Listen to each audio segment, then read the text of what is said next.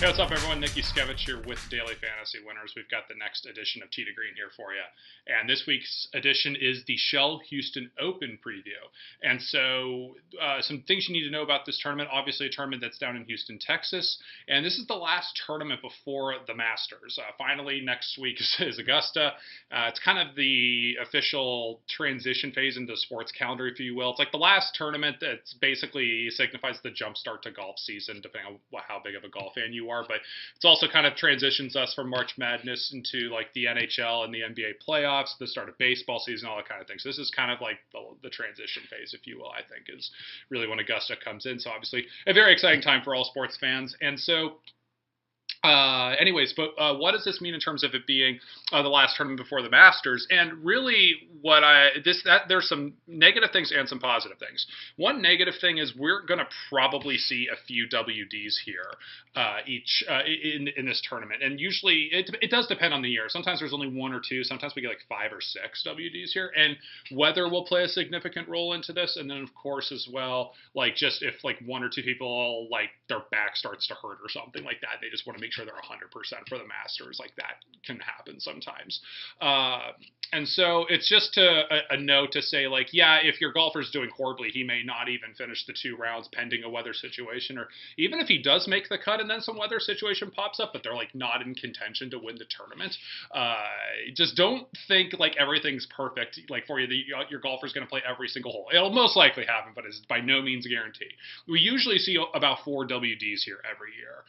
And this is a common thing. It's not just before the Masters. It's before all the major championships. If a player realizes he's not going to get in his typical practice work and wants to make sure he, like, the second the tournament's over, he's on his plane, or whether he's flying private or public, whatever, or commercial, I should say.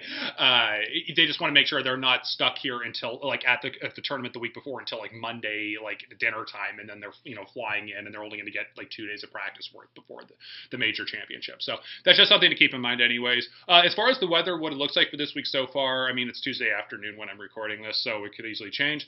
There's supposed to be a little bit of rain Wednesday. Obviously, that shouldn't be too big of a deal other than softening the golf course a little bit. There is supposed to be a little bit of rain on Sunday, it turns out. That could get a tiny bit dicey if there's some people, like if the weather, if it turned out it like rained all day Sunday and they weren't able to finish the tournament until Monday, like that could be bad for some WDs, certainly. There's no real strategy on that angle. You just have to hope that doesn't happen. But at the same time, I'm sure the tournament officials at Houston recognize, like if there's bad weather coming Sunday, I'm sure they will do whatever they have to do to get the tournament on time, obviously recognizing that Augusta's the next week and that they could run into this issue. So maybe if they get done with like Friday's round and they see this possibility, they'll move the tee times up as early as possible on Saturday, and they'll try and like get everyone in Saturday, or most everybody in Saturday, like playing 36 holes, I mean, and then maybe wrap up like Sunday morning before rain comes in or something. I don't know. So there's a lot of possibilities with that. So just it's something to keep in mind as you're like watching through the tournaments. Anyways, enough about that. But more on the exciting front to why it's the last tournament before the Masters.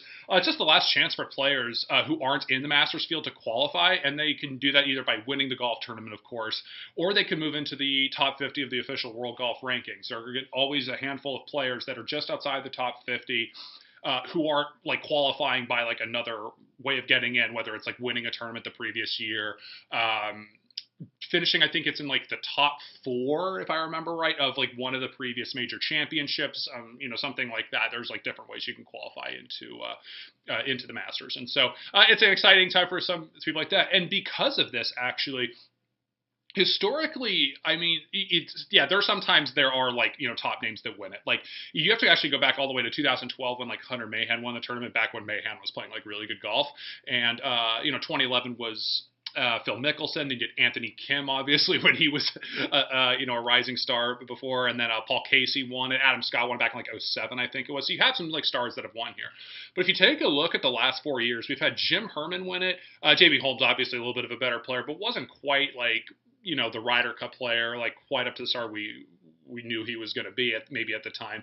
Matt Jones obviously had that dramatic chip in on 18, and then D.A. Points won it back in 2013. So you do get like some random names that sometimes win this tournament. So probably a little more likely that someone more random could win this tournament. And there is a reasoning for that I'll get into more with the details on this golf course. And so But with that, let's just dive into the details of the course. And so this is at the Golf Club of Houston. It also, if you're doing course history stuff, it used to be called Redstone, and I believe they changed it going into last year's tournament or 2 years ago. I think it was last year, but anyways, they changed it from Redstone to Golf Club of Houston. It's the same golf course, though. It's just a different name. The length of the course is 7,457 yards. It is a par 72, meaning there are 4 par 5s. The 4 par 5s are holes 4, 8, 13, and 15, and they are at 586, 557, 590, and 608. There is also a drivable par 4, which is number 12 at 338. And so, in any case, what does this mean? This is of all the tournaments that we've had so far, meaning in the 2017 portion of this season, this is the tournament where this is the one that matters the most as far as length for Eagles, at least so far through 2017. I can't promise exactly all the way through the rest of the season, but length absolutely helps for Eagles here. There are only, on average, usually about 0.2 Eagles are made here per player for the entire tournament, and so usually there's about 15 to 20 Eagles total made throughout the entire tournament. And so if you look at the past few years, you'll see who has made the Eagles before here in the last handful of years, and it's pretty much almost always a longer hitter, or at least a middle range length hitter. It doesn't have to be somebody that hits it over 300, but it just means it's somebody that averages their driving distance is averaging 275. No, they're very likely not going to make an eagle unless they hole out or the tees are moved up and it's downwind or something on one specific day. So that's something to keep in mind here, and we'll dive into a little bit more in this in the strategy angle. But anyways, longer hitters are good here for that. As far as some details about the course, just in terms of the way it sets up and what it promotes, Houston is a pretty interesting setup, and I actually have to give. Danny, my friend and colleague here, Danny Steinberg, we were texting the other day, and he asked me, and he was doing some golf research, which 2 golf courses on the PGA Tour, which 2 golf courses give the players the most trouble with penalty strokes, meaning which 2 golf courses are far and above the rest in terms of players averaging a certain amount of penalty strokes per round. So as I was thinking about this, I guessed the PGA National at the Honda Classic, and I guess Sawgrass, which is the Players' Championship. Of course, there's a lot of water, and it can be windy there sometimes. And they were not in the top 2, and I was actually shocked that one of those wasn't up there. And they were up there in terms of the overall course rankings, but they weren't in that clear top 2 before the drop-off, and it shocked me. It turned out that one of them was at the OHL Classic course, I think wherever Pat Perez won back in the fall. That was one of them, and I usually don't pay much attention to fall, so it wasn't too much of a shocker that I missed that, to be fair. But the second one is the Golf Club of Houston, and I knew that Houston gave up penalty strokes, but I didn't realize how many it was. Houston there will be a lot of penalty strokes on this golf course, and the reason why this happens is there's 3 main reasons why there's a bunch of penalty strokes on this course. Number one, there is a lot of water, and usually when there's a lot of penalty strokes on a golf course that players average, it usually means there's a lot of water. The other 2 reasons are the rough, actually, here. They keep it pretty low here. Mow it pretty short. And the reason why they do that is they encourage people who are going to play at Augusta National to play at Houston to kind of be as a tune-up for it, because obviously at Augusta, the rough is usually pretty short on that golf course. And so Houston tries to emulate that a little bit.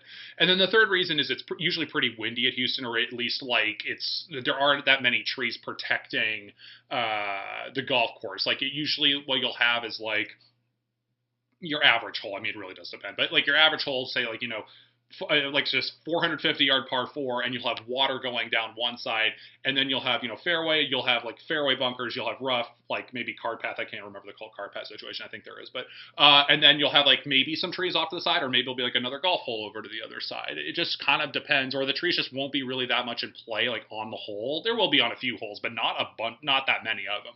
And so it just means the wind knocks the ball around, and if you hit something a little off, just slightly offline, and the wind takes it, it gets a bad hop, and there's no rough to catch it, it can catch in the water, or it could just be way offline. So that's why you get some people here that you can get a lot of variance here.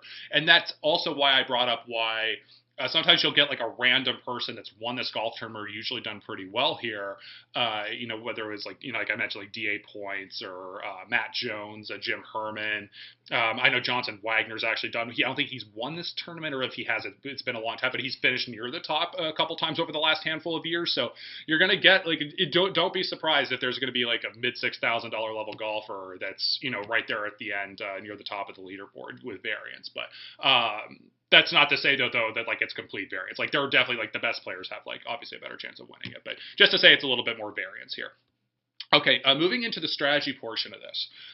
For statistics, we've got strokes gained tee to green by far stands out pretty much above the rest. That's definitely the best. So strokes gained tee to green. As far as off the tee or approaching the green, strokes gained off the tee is actually more important here. And that probably does play into what I was talking about with the tee shots in the water, and there's no rough to catch the bad tee shots a little bit. And, these greens are pretty massive also as well. And so if it's windy and the greens get really dry, firm, and fast, and it can just be tough when you're it's tough when you're in the rough here, actually, even though the rough's not that long, just because the wind can knock the ball around, and if the greens are firm and fast, although it is supposed to rain a little bit on, tomorrow on Wednesday, and so maybe it won't be as bad. But anyways, it's just to say strokes gained off the tee is important more than approaching the green for the strokes gained tee to green, which is crucial. And then we've got birdie or better percentage. That really pops up here this week. And then going for the green as well is something that statistically really pops up. So as you can see, longer hitters are very much a good thing, because longer hitters are usually better in those categories, and that plays into the Eagles thing I was talking about earlier. So this is a week where the common thinking of DFS is good for the birdie or better guys, and going for the green and the aggressive guys. They really pay off. This week really promotes the classic DFS golf angle on that. So just keep that in mind for when you're making your lineups. There is obviously, of course, the usual really good odds per dollar plays that are more in the cheaper range. I'll have the typical list for you up on the website over at DailyFantasyWinners.com in the forum. So just the usual cash and GPP strategy with odds per dollar for that. And then lastly, for a strategy thing, I didn't promote that. I posted in the forum, but I haven't. I don't even know if I tweeted out, but I probably should by now. And so what that is, we have a new putting tool actually set up for you to see on DailyFantasyWinners.com. And basically, I was going to do a strategy video on this, but I think it's actually pretty straightforward if you read the description at the top of the tool. But basically what it does is it takes the strokes gained putting from everybody this year and compares it to how their strokes gained putting has been over the last handful of years, and just basically looks for people who are running ice cold or running really hot with the putter, and which way the regression should be, just based on the last handful of years. There's a little bit of debate about how far you should go back with maybe like comparing the variance of putting and what's, because sometimes it's like, players can run hot or run cold in certain parts of the year or certain seasons, but at the same time, players also have their own story. Sometimes they switch putter, sometimes they switch grips. Someone could have been a former belly putter or have anchored putting, and now they can't do that anymore. So we elected to go back with the last, I think it's 3 years on there, so to speak. And so it's a good thing. It's kind of like we're trying to pick a good ground point to get enough data, but at the same time kind of account for people that have gone through some form of a recent change as well. So because like 2008 putting probably is not as relevant as the last few years at the same time. So in any case, check that out. So obviously when you go there, you can hit me up on Twitter or obviously on the forum as well, of course, just if you have any questions about it. I think it's pretty straightforward on how to use it when you just separate by the diff column on the far right hand side of the page. So check that out definitely. And we'll just get right into the picks here. Again, like two expensive plays. I'm going to say Henrik Stenson and Adam Scott here. Henrik Stenson at $10,400. I think he's fantastic in both formats. People are going to see a couple missed cuts from him, although one of them was a WD, which was like a month ago or so. And then you'll see he missed the cut at Arnie's tournament, which was certainly a surprise. But, at the same time, like Stenson's obviously done very well at this tournament. He's a very good tee to green player. And so I would, I think those missed cuts a little bit might devalue his ownership just a little bit, and obviously with somebody like Jon Rahm just ahead of him who's on fire, and then you have some golfers that are a little bit cheaper than Stenson that quite frankly are playing maybe just as well as him or very close to it. So Stenson's ownership probably won't be as bad as you might think as it will be this week. Not that it's like, let's put it this way: if he's even if he is 25% or 30%, that's fine. It's the most expensive players, but I like Henrik Stenson the most in terms of cash and GPP this week. The only reason why I'm not saying Rom or Spieth is I think Spieth is perfectly. You should use Spieth and Rom in GPPs, absolutely. I'm slightly worried about them from the GPP, or excuse me, from the cash angle. Spieth is only on the cash angle I'm a little concerned about because his driving accuracy off the tee and the way he's hitting the ball has been a little bit suspect so far this year, which doesn't concern me for next week at all for the Masters. But it's a little bit of a bigger deal this week for Houston. So it's just a little bit worrisome there, not too much, but it's a little bit enough. And plus, he's 12,000. He's like much more expensive than like the rest of the guys. And for cash formats, with so many guys in the 7K range, I'd rather get 2 or 3 guys like in that 9 to 10K range, and then take like 2 or 3 guys in the 7K range or like upper 6K range type of thing. So I would much rather go that route than just take Spieth and then a bunch of 7K guys or something like that. So I think that's your better strategy this week because there's kind of a gap in the salaries this week of like in that lower to mid 8K range that there's just not really that many good plays in that range, in my opinion, this week. So, but definitely Spieth and GPPs is good. John Rahm's good in GPPs. The only reason why I'm holding back slightly on the top cash play angle, because obviously, if you saw what I was tweeting this week, I basically admitted to everybody, yes, I was wrong about Rahm because I was saying to limit his expectations a little bit for how popular he was. But my gosh, he seems to be crushing it each and every week, and I seem to be lighting up. But the only reason why I'm hesitating slightly on the cash play angle this week is just because he just played a ton of golf the previous week. He just played 3 rounds in the group play, and then he played 36 Saturday and 36 Sunday. So he played 72 over the weekend, and then he played 54 Wednesday, Thursday, Friday. So you get the idea on how much golf he's just coming off of to play, and he's got the Masters next week. I could just see Ron potentially not being quite as sharp this week. We'll put it that way. But obviously in GPPs, he could, it's John Rahm. He could win the tournament. So not trying to be against him there. And then Adam Scott, like I mentioned, Adam Scott 9,400. That's just too cheap. That's just simply too cheap. He is a former champ here, but that's really not the reason why I'm saying it. Scott's obviously a terrific tee to green player all the time and has one of the best swings on tour. And so it's pretty much that simple. It's kind of just the best value play in my opinion in the 9K range, and he's obviously a very good tee to green player. So I like Adam Scott in both formats as well. And I'll have the full discussion about all the picks again on DailyFantasyWinners.com over in the forum section. So that's it for this video, with the exception of next week, the Masters. I have yet to decide exactly how I'm going to do the Masters tee to green format. I will either do one longer video diving into some more details of it, or I will go do 2 shorter videos. I'm not exactly sure how I'll do that.